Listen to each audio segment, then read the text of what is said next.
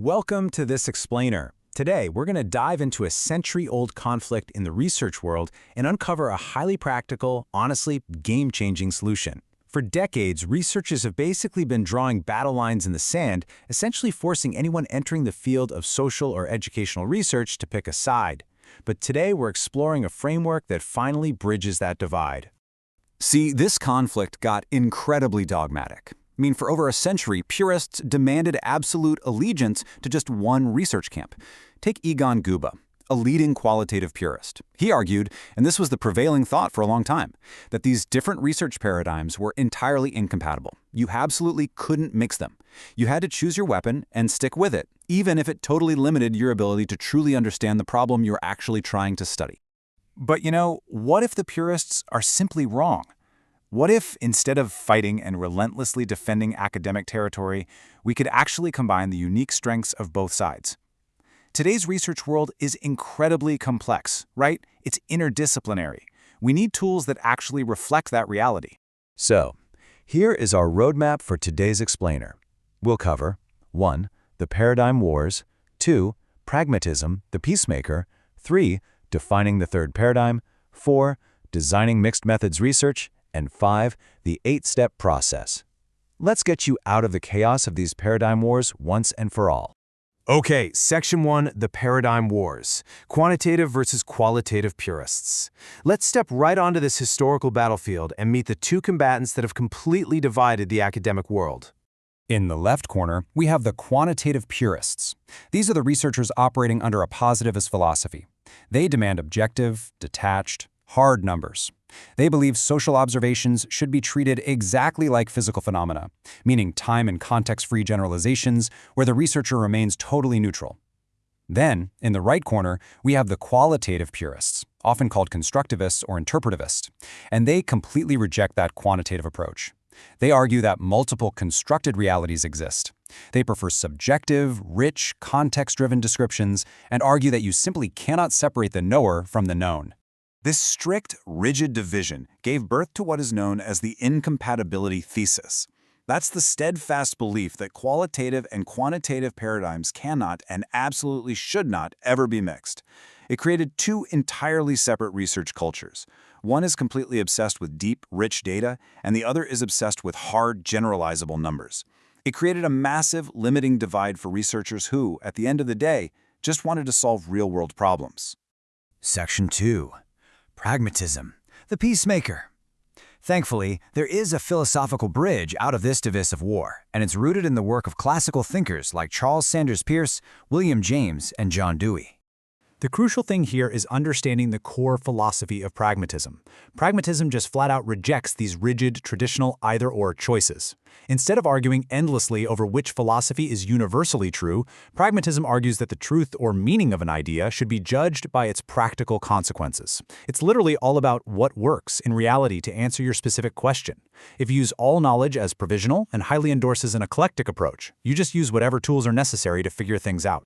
I absolutely love this quote, and it brilliantly illustrates the pragmatic mindset. Peirce tells us that our reasoning shouldn't just be a single, fragile chain of logic that inevitably snaps at its weakest link. Instead, it should be a strong cable woven from many different, intimately connected fibers. In research terms, those fibers are our different methods. Woven together, they create a much, much stronger conclusion. Section 3, defining the third paradigm, a research paradigm whose time has come. This brings us directly to a revolutionary concept that puts this pragmatic problem-solving philosophy right into action. Enter mixed methods research. If you imagine qualitative and quantitative research as two chairs on opposite ends of a very large room, mixed methods sits in a brand new third chair right smack in the middle.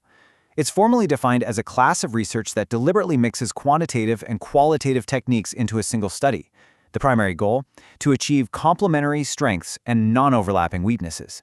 You're taking the absolute best of both worlds to tackle complex phenomena without being tied down by dogma. Which leads us to the fundamental principle of mixed research. And honestly, this is the most important thing to take away from this explainer. Your specific research question should dictate your tools, not a blind pledge of allegiance to a single paradigm. You shouldn't start a project by saying, well, I'm a quantitative researcher, so what can I measure? No way.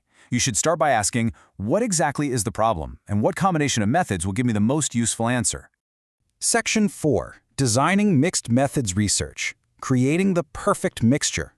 Let's move over to the mechanics and see how this builds into practical application when you are actually designing your own study. Because, trust me, this isn't just theory. There are specific, highly structured ways to mix these methods.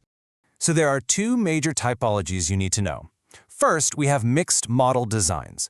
This is where you mix qualitative and quantitative approaches within or across the very stages of a single study. Think of it like a survey that has both a 1 to 10 numerical rating scale and open-ended text boxes where people can write their thoughts. Second, we have mixed method designs. This is slightly different. This is like running a quantitative mini-study and a qualitative mini-study within one overall research project, where you actually have distinct, separate phases for each. This matrix is super helpful. It maps out how you can construct a mixed method design based on two main decisions. First, time order. Are you doing the qualitative and quantitative phases at the exact same time, concurrently, or one after the other, sequentially?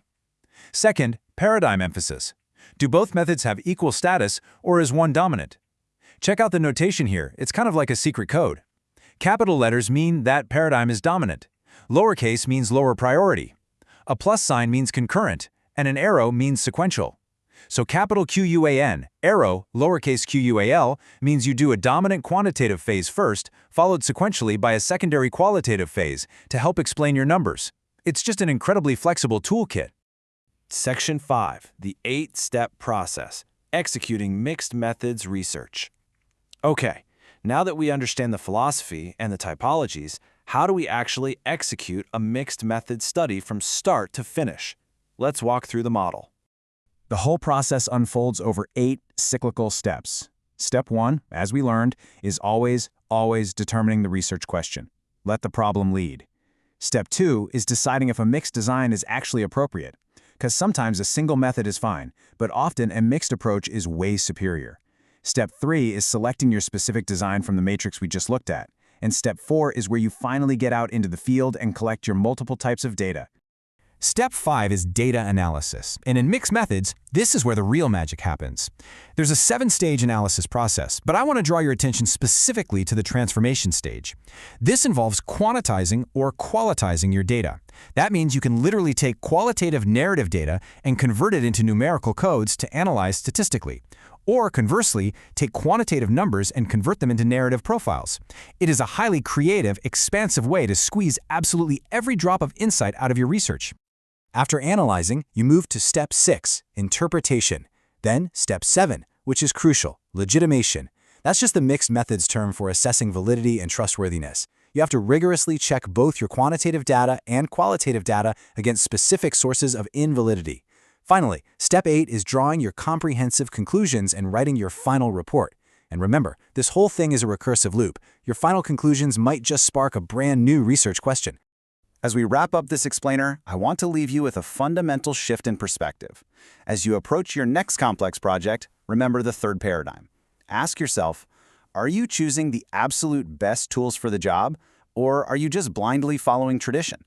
It's time to break out of the paradigm wars, embrace the pragmatic cable of reasoning, and let your questions truly drive your methods.